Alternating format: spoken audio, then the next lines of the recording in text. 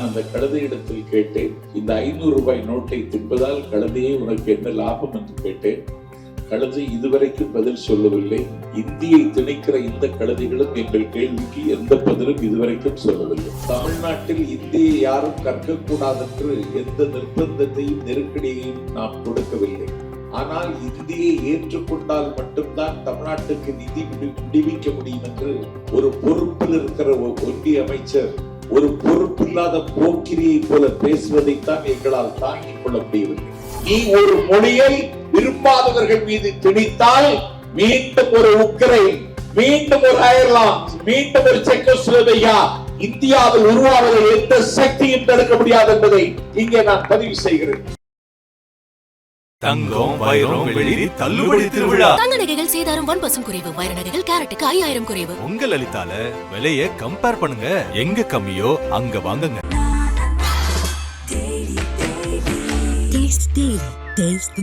நாமக்கல்ல Tiruchengode main road எர்ணாபுரத்துல இருக்கிற Spiro prime public ஸ்கூல்ல +2 போர்டு எக்ஸாம்ஸோட சேர்த்து நீட் அண்ட் ஜேஇ கோச்சிங்கும் கொடுத்துட்டு இருக்காங்க. இது ஒரு முக்கியமான காலகட்டம். தமிழின மீட்பு வரலாற்றில் ஒரு புதிய அத்தியாயத்திற்கு கழகத்தின் இளைஞரணி செயலாளர் என் உள்ளம் கவர்ந்த கள்வன் திராவிட முன்னேற்ற கழகம் என்கிற இந்த மகத்தான இயக்கத்தை அடுத்த தலைமுறைக்கு கடத்துகின்ற வரலாற்று கடமைக்கு தலைமை தாங்கி இருக்கிற கழகத்தின் இளைஞரணி செயலாளர் துணை முதல்வர் ஆரியூர் தம்பி உள்ளம் கவர்ந்த கள்வன் உதயநிதி ஸ்டாலின் உத்தரவின் பேரில் இன்றைக்கு தமிழ்நாட்டின் 8 திசைகளிலும் 16 கோணங்களிலும் இன்றைக்கு கண்டன கூட்டங்கள் ஐப்பசி மாதத்து அடைமழையாக எங்கும் நடந்து கொண்டிருக்கிறது. அதில் ஒரு பகுதியாக இன்றைக்கு அரும்பாக்கத்தில் பேசுகிற வாய்ப்பை நான் பெற்றிருக்கின்றேன். இது ஒரு முக்கியமான காலகட்டம் என்று சொல்வதற்கு காரணம், நடந்து கொண்டிருக்கிற யுத்தம் கலாச்சார யுத்தம். இது ஒரு கல்ச்சுரல் வார். இந்த கலாச்சார யுத்தத்தினுடைய கடைசி கட்டத்தை இன்றைக்கு தமிழ்நாட்டில் நடத்துகிற முயற்சிக்கு தம்பி உதயநிதி ஸ்டாலின் முகம் தந்திருக்கிறார். ஏதோ இளைஞரணி செயலாளர் பொறுப்பு என்பது ஏதோ ஒரு பொறுப்பை அலங்கரித்தோம் என்பதோடு நிற்காமல் திராவிட முன்னேற்ற கழகத்தின் தீர்ந்து போகாத கொள்கை திரவியத்தை தொடர்ந்து பாதுகாக்கின்ற பணியிலும் இளைஞரணி தம்பிமார்கள் செயல்படுவார்கள் என்பதற்கு அடையாளமாக இன்றைக்கு நாடெங்கும் கண்டன பொதுக்கூட்டங்களை நடத்துவதற்கு அவர் கட்டளையிட்டு நாடெல்லாம் இன்றைக்கு நடந்து கொண்டிருக்கிறது. ஒன்றிய அரசினுடைய மாற்றாந்தாய் மனப்போக்கை ஒன்றிய அரசு இன்றைக்கு தொகுதி சீரமைப்பு என்கிற பெயரால் தமிழ்நாட்டினுடைய தொகுதியினுடைய எண்ணிக்கையை இன்றைக்கு குறைத்து காட்டுகிற முயற்சிக்கு முன்வருகிற நிலையை கண்டித்து மும்மொழி திட்டத்தை ஏற்றுக்கொண்டால் மட்டும்தான், இந்தியை ஏற்றுக்கொண்டால் மட்டும்தான் உங்களுக்கு நிதியை விடுவிக்க முடியும் என்று ஒன்றிய அமைச்சர் தர்மேந்திர பிரதான் என்கிற தடித்த தோளுடைய ஒருவன் இன்றைக்கு சொன்னதற்கு பிறகு இதை முல்லை முள்ளால் தான் எடுக்க வேண்டும் என்று கருதி இன்றைக்கு இந்த கண்டன பொதுக்கூட்டத்திற்கு நாங்கள் ஏற்பாடு செய்திருக்கிறோம். ஏதோ இந்தியை எதிர்க்க வேண்டும் என்பதற்காக அல்ல. இந்த தமிழ்நாட்டின் தலைநகர் தியாகராய நகரில் தான் இந்தி பிரச்சார சபா இருக்கிறது.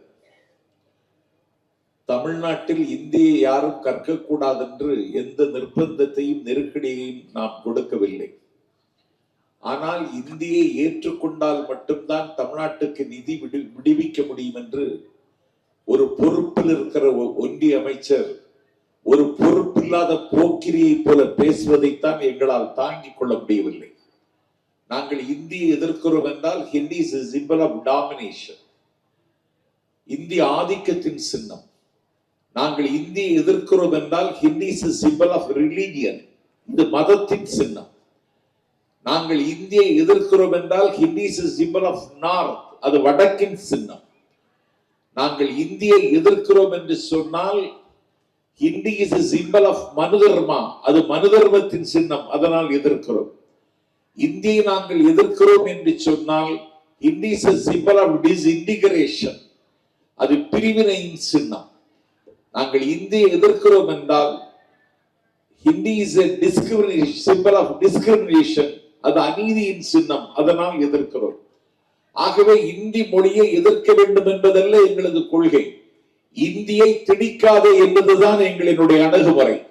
1937 உயர்நலம் உடையவன் எவனவன், மயர்வர மதிநலம் அருளின் எவனவன் என்று நாக்குக்குள் நுழையாத நம்மாழ்வார் பாசுரத்துக்கு இந்த நாட்டில் வியாக்கியானம் செய்த சக்கரவர்த்தி திருமகன் ராஜகோபாலாச்சாரியார், இந்தியாவினுடைய கடைசி கவர்னர் ஜெனரல், கல்கத்தாவில் ஆளுநராக இருந்த காலத்தில் தங்கத்தாலான கைத்தடி அவருக்கு பரிசாக கொடுக்கப்பட்ட பொழுது அந்த கைத்தடியை கவர்னர் பதவியை விட்டு விலகி வருகிற பொழுது கல்கத்தா கவர்னர் மாளிகை வைத்துவிட்டு தந்த சக்கரவர்த்தி ராஜகோபாலாச்சாரி 1938 125 பள்ளிகளில் இந்தியை கட்டாய பாடமாக்கினார். தடி கொண்டு பலர் தலையில் அடித்ததை போல, இடி வந்து இதயத்தில் விழுந்து துடித்ததை போல துடித்து போன தந்தை பெரியாரும் அண்ணாவும் அன்றைக்கே சக்கரவர்த்தி ராஜகோபாலாச்சாரியாருடைய இந்த ஆணையை எதிர்த்து தமிழ்நாட்டில் அன்றைக்கு ஒரு போரை தொடுத்தார்கள். அந்த போரை இன்றைக்கும் நாம் நடத்த வேண்டிய நிலைமைக்கு நாம் தள்ளப்பட்டிருக்கிறோம் என்பதுதான் துரதிர்ஷ்டவசமானது. அந்த இந்தியை எதிர்க்கிறோம் என்கிற பெயரால் இன்னொரு பண்பாட்டு படையெடுப்புக்கு அவர்கள் அகரம் எழுதுகிறார்கள். இந்தியை நாங்கள் எதிர்க்கிறோம் என்று சொல்லுகிற நிலையில் இந்த தமிழ்நாட்டில் இந்தியை கொண்டு வருவதன் மூலம் இன்றைக்கு நாக்குக்கும் வாக்குக்கும் கட்டுப்படாத வடமொழி என்று சொல்லக்கூடிய சான்ஸ்கிரிட்டை திணிப்பதற்கு முயற்சிக்கிறார்கள். இந்தியாவில் வெறும் 24,000 பேர் மட்டுமே பேசுகிற ஒரு மொழிக்கு இந்தியாவில் 18 பல்கலைக்கழகங்கள் இருக்கின்றன. நாட்டில் சபை கேட்கிறேன், 24,000 பேர் மட்டுமே பேசுகிற ஒரு மொழிக்கு 18 பல்கலைக்கழகங்கள் இருக்கின்றன. 2014 இருந்து இன்றைக்கு வரையிலும் 2465 கோடி ரூபாயை இன்றைக்கு சமஸ்கிருதத்திற்கு ஒதுக்கி இருக்கிறார்கள். சமஸ்கிருதம் நல்ல மொழிதான், அதிலேதான் காளிதாசனுடைய சாகுந்தலம் இருக்கிறது. சமஸ்கிருதம் நல்ல மொழிதான், அதிலேதான் ஆதிசந்திர பகவத்பாதரின் சங்கரவிஜயம் இருக்கிறது, அதிலேதான் லலிதா சகஸ்ர நாமம் இருக்கிறது, அதிலேதான் வேதம் இருக்கிறது, அதிலேதான் உபநிடதம் இருக்கிறது. அது ஒரு கிளாசிக்கல் லாங்குவேஜ் என்பதிலே எங்களுக்கு இருவேறு கருத்துக்கு இடமில்லை. ஆனால் கோவில் கருவறையில் குடியிருக்கிற ஒரு மொழி, மக்கள் மன்றத்தில் பேசப்படாத ஒரு மொழிக்கு 2465 கோடி ரூபாய் ஒதுக்குவாய். ஆனால் உலகத்தில் இருக்கிற மொழிகளில் கோன்மையும் மேன்மையும் நன்மையும் வன்மையும் உள்ள ஒரு செம்மொழிக்கு 11 அலகுகள் இருக்குமானால் அந்த 11 அலகுகளும் என்ற ஒரே மொழி எங்கள் உயர்தனி செம்மொழிக்கு நீ வெறும் 167 கோடி ரூபாய் ஒதுக்குவாய் என்றால் இது என்ன நியாயம் என்று நாங்கள் கேட்கிறோம். இதை எதிர்த்துத்தான் 1938 தாளமுத்தி சிறைச்சாலையில் இறந்தான். இதை எதிர்த்துத்தான் இன்றைக்கு நடராஜன் இறந்தான். 1938 அன்றைக்கு இந்திய ஆதிக்கத்தை எதிர்த்து தமிழ்நாட்டில் ஒரு போர் நடைபெற்றது. துறையூரில் இருந்து பட்டுக்கோட்டை அழகிரி தலைவர் கலைஞருக்கு ஆதர்சமாக இருந்தவர். இன்னும் சொல்ல போனால் எங்களுக்கு திராவிட நாடு கிடைக்குமானால் இவன்தான் அன்றைக்கு முப்படைக்கு தலைமை தாங்குவான் என்று பெரியாரால் கொண்டாடப்பட்ட பட்டுக்கோட்டை அழகிரி துறையூரில் இருந்து தலைநகர் சென்னை வரை இளைஞர் துடிக்கின்றார். தமிழின் நிலை எண்ணி இளைஞர் அடைகின்ற கேடுபுறா. இங்கு விளையாட வேண்டாமை ஆள வந்தார். வாழ்வின் களை நீக்கிய கூவாய் கருங்குயிலே பாலோடு நேர்தமிழும் பைந்தமிழ் மாக்களும் ஆளோடு வேறென்ன அறிந்திருந்தும் ஆள வந்தார் மேலோடு பேசி விடுவரேல் அவ்வாட்சி சாலோடு நீர் என்று கூடுவாய் கருங்குயிலே என்று துறையூரில் இருந்து சென்னை வரையிலும் 93 பொதுக்கூட்டங்களை நடத்தி அன்றைக்கு நடையாய் நடந்து வந்தான் பட்டுக்கோட்டை அழகிரிசாமி என்பது தமிழ்நாட்டினுடைய இனமான வரலாறு. மீண்டும் நடப்போம். மீண்டும் அப்படி ஒரு தேவை வந்தால் நாங்கள் அந்த ஆயுதத்தையும் கையில் எடுப்போம். இப்பொழுது இந்தியை திணிக்க வேண்டிய அவசியம் என்ன வந்தது? இதனால் உனக்கு என்ன லாபம்? நான் ரயிலில் வந்து இறங்குகிறேன். எழும்பூர் சந்திப்பில் காலை 6 மணிக்கு. எழும்பூர் சந்திப்பிற்கு எதிரே இருக்கிற ஒரு கடையில் எனக்கு தேவையான காலை நாளிதழ்களை எல்லாம் வாங்கிவிட்டேன். வாங்கிவிட்டு எவ்வளவு ரூபாய் என்று கேட்டேன். அவர் 121 ரூபாய் என்று சொன்னார். ஆனந்த விகடன் வாங்கினேன், குங்குமம் வாங்கினேன், எல்லா நாளிதழ்களும் வாங்கினேன். 121 ரூபாய். என்னுடைய பாக்கெட்டில் 2 500 ரூபாய் நோட்டு, ஒரு 200 ரூபாய் நோட்டும் இருந்தது. அந்த 200 ரூபாயை எடுத்து கொடுத்து விட்டு மீதியை வாங்கி கொண்டு நான் ஆட்டோ பிடித்து நான் தங்குகிற விடுதிக்கு வந்து விட்டேன். தங்கும் விடுதிக்கு வந்ததற்கு பிறகு ஆட்டோக்காரரிடத்தில் எவ்வளவு என்று கேட்டபோது அவர் 180 ரூபாய் என்று சொன்னார். அதை கொடுப்பதற்கு அந்த 500 ரூபாயை எடுக்க எத்தனிக்கிறேன். அந்த ரூபாயை காணவில்லை. கையில் வேறு காசு இல்லை. நான் ஒரு பரபரப்பும் ஒரு பதட்டமும் என்னை பற்றி கொள்கிறது. அந்த ஆட்டோ ஓட்டுநரிடத்தில் சொன்னேன், நான் செய்தித்தாள் வாங்கிய கடைக்கு மீண்டும் என்னை கொண்டு விடுங்கள். என்னுடைய பாக்கெட்டில் இருந்த ரூபாயை நான் அங்கே தொலைத்து விட்டேன் என்று கருதுகிறேன் என்று. என் பெருமைக்குரியவர்களே, நான் மீண்டும் அந்த கடைக்கு வருகிறேன். தேடுகிறேன் அந்த ரூபாயை, காணவில்லை. கடைக்காரர் என்னை அடையாளம் கண்டுகொண்டு, நீங்கள் தானே பேப்பர் வாங்கி கொண்டு போனீர்கள், என்ன தேடுகிறீர்கள் என்று கேட்டார். நான் 2 500 ரூபாய் நோட்டை தொலைத்து விட்டேன். 200 ரூபாய் எடுக்கிற சாக்கில் எதுவும் கீழே விழுந்திருக்கலாம், அதை தேடுவதற்காகத்தான் நான் வந்தேன் என்று சொன்ன பொழுது, அதற்கு பிறகு இங்கே யாரும் வரவில்லை, யாரும் எடுப்பதற்கும் வாய்ப்பில்லை என்று அந்த கடைக்காரர் சொன்னார். ஆனாலும் ஒரு பதட்டத்தோடு அந்த ரூபாய் எங்காவது கீழே கிடக்கிறதா என்று தேடுகிறேன். அப்பொழுது ஒரு கழுதை அந்த 500 ரூபாய் நோட்டை தின்று கொண்டிருக்கிறது. 500 ரூபாய் நோட்டினுடைய நுனி அந்த கழுதையினுடைய வாயில் என் கண்ணுக்கு தெரிகிறது. நான் அந்த கழுதையிடத்தில் கேட்டேன், இந்த 500 ரூபாய் நோட்டை தின்பதால் கழுதையே உனக்கு என்ன லாபம் என்று கேட்டேன். கழுதை இதுவரைக்கும் பதில் சொல்லவில்லை. இந்தியை திணிக்கிற இந்த கழுதைகளும் எங்கள் கேள்விக்கு எந்த பதிலும் இதுவரைக்கும் சொல்லவில்லை. ஒரு மொழியை திணிப்பதன் மூலம் ஒரு பன்முகத்தன்மை உள்ள ஒரு மிகப்பெரிய நாட்டில் அந்த பன்முகத்தன்மைக்கு மிகப்பெரிய ஊனம் ஏற்படுகிறது என்பதை இவர்கள் ஒத்துக்கொள்வதற்கு மறுக்கிறார்கள். நமக்கு என்ன கவலை? நாங்கள் ஒரு தனித்த பண்பாட்டுக்கு உரிமை உள்ளவர்கள். நீ இந்தியை கொண்டு வருகிறாய் என்றால், இந்தி பேசுகிற மாநிலம் உத்தரப்பிரதேசம். அந்த உத்தரப்பிரதேசத்தில் இருக்கிற குடிமகனுக்கு இந்தி அவனுக்கு தாய்மொழி, இந்தி அவனுக்கு அபிஷியல் லாங்குவேஜ், அலுவல் மொழி, இந்தி அவனுக்கு தொடர்பு மொழி, இந்தி அவனுக்கு ஆட்சி மொழி. நான் சம்பத் கேட்கிறேன், எனக்கு தமிழ் மட்டும் தான் எனக்கு தாய்மொழி, ஆனால் எனக்கு இது அலுவல் மொழி இன்னும் ஆகவில்லை, இது இன்னும் நீதிமன்றத்தில் நிற்கவில்லை, இது இன்னும் வழிபாட்டு மொழி என்கிற தகுதிக்கு கூட இந்த மொழியை எங்களால் கொண்டு வர முடியவில்லை. இதற்கான போராட்டத்தையே நாங்கள் தனியாக முன்னெடுத்து செல்லுகிற பொழுது நீங்கள் இந்த காரியத்தில் தேன்கூட்டில் நீங்கள் இன்றைக்கு கை வைத்திருக்கிறீர்கள். ஒன்றை தம்பி சிற்றரசும் தம்பி கார்த்திக்கும் வந்திருக்கிறார்கள். ஒரு மொழிதான் மனிதனை ஒன்றிணைக்குமே தவிர சாதி ஒன்றிணைக்காது, மதம் ஒன்றிணைக்காது.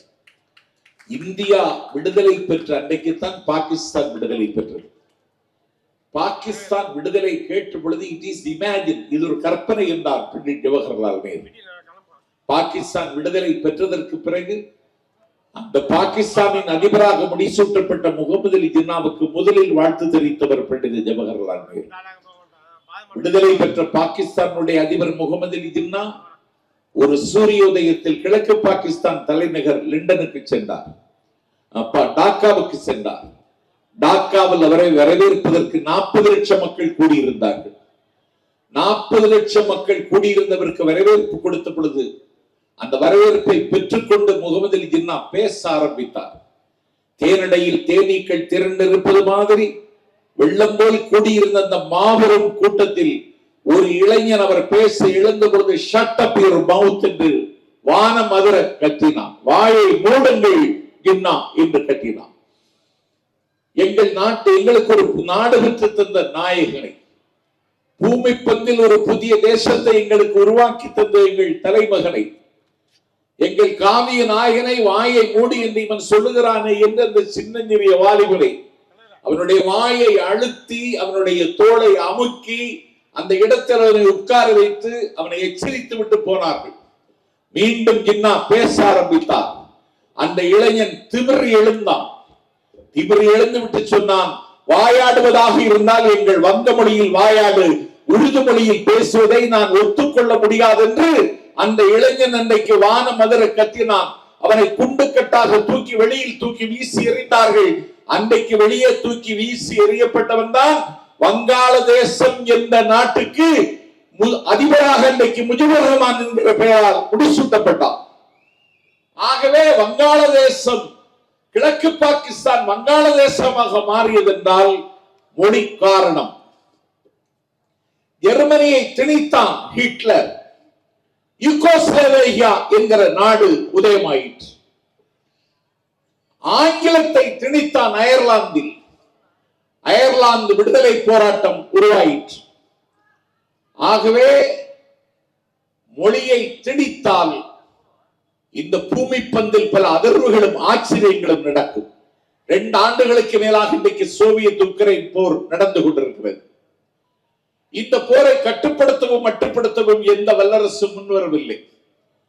ஆனால் உக்ரைன் அந்த போரில் எத்தனையோ ஆயிரம் மக்களை அவர்கள் இழந்ததற்கு பிறகு, லட்சக்கணக்கான மக்கள் அகதியாக புலம்பெயர்ந்ததற்கு பிறகு உக்ரைன் அதிபர் செலன்ஸ்கி இன்றைக்கு அமெரிக்காவினுடைய அதிபர் டொனால்டு ட்ரம்ப்லோடு விவாதம் செய்த அந்த விவாதத்தில் இருந்து வெளியேறியதற்கு பிறகு உக்ரைனின் போராட்டம் இன்றைக்கும் உக்கிரமாக இருக்கிறது என்றால் உக்ரைனில் ரஷ்ய மொழியை திணித்ததுதான் காரணம் என்பது வரலாறு. ஆகவே டெல்லி எஜமானர்களுக்கு நாஞ்சில் சம்பத் அடக்கோடு சொல்லிக் கொள்வேன், நீ ஒரு மொழியை விரும்பாதவர்கள் மீது திணித்தால் மீண்டும் ஒரு உக்ரைன், மீண்டும் ஒரு அயர்லாந்து, மீண்டும் ஒரு செக்கோஸ்லோவேகியா இந்தியாவில் உருவாவதை எந்த சக்தியும் தடுக்க முடியாது என்பதை இங்கே நான் பதிவு செய்கிறேன். இதற்கு என்ன அவசரம் இப்போது? ஏன் செய்கிறீர்கள்? அன்றைக்கு அறிஞர் அண்ணா இருந்தார், அன்றைக்கு தந்தை பெரியார் இருந்தார்.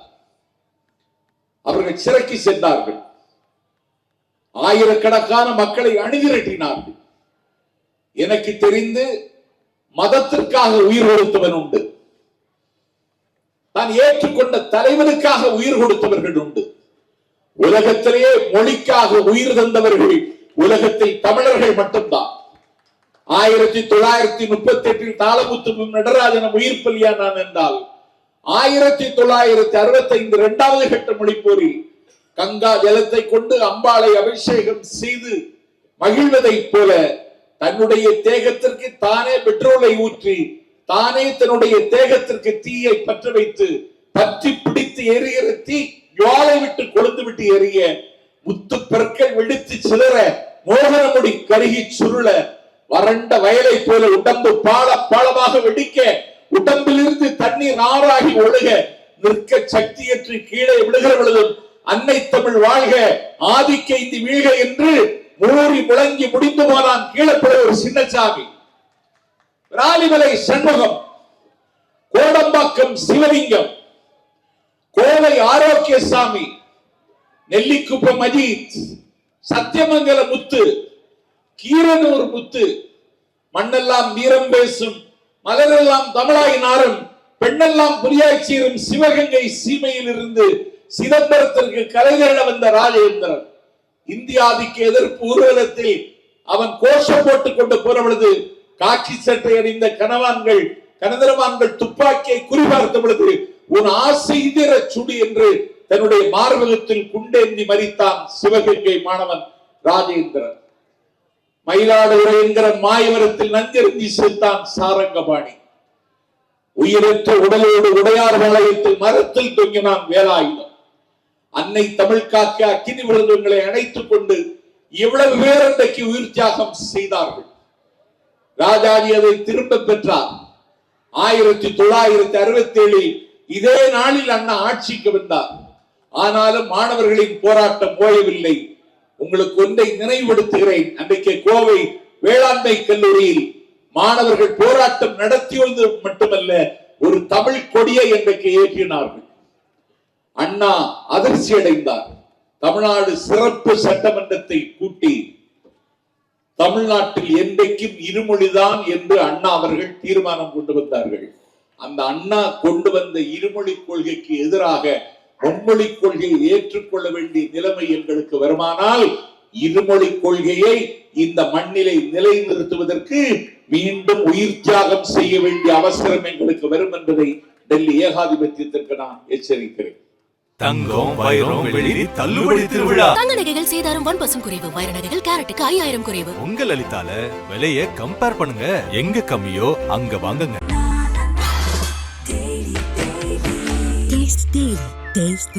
நாமக்கல்ல திருச்செங்கோடு மெயின் ரோட் எர்ணாபுரத்துல இருக்கிற ஸ்பைரோ பிரைம் பப்ளிக் ஸ்கூல்ல +2 போர்டு எக்ஸாம்ஸோட சேர்த்து நீட் அண்ட் JEE கோச்சிங்கும் கொடுத்துட்டு இருக்காங்க.